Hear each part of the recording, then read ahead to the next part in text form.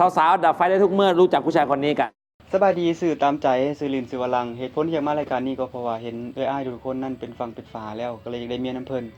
และอีกเหตุผลหนึ่งก็คือพ่อแม่นั่นได้ย้ำนักย้ำหนาว่าให้มารายการนี้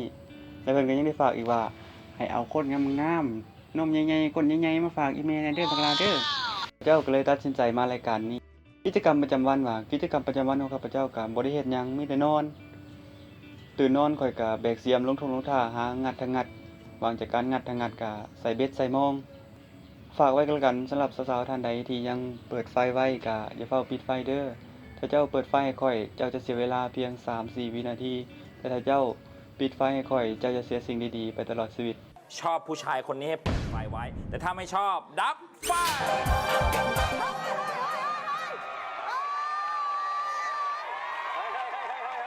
เดี๋ยวค่อยมีเรื่องลืมบอกสาวๆคือตอนยังน้อยหันค่อยพลาดคณะหำแตกปัจจุบันนี้ค่อยมีหำเบื้องเดียว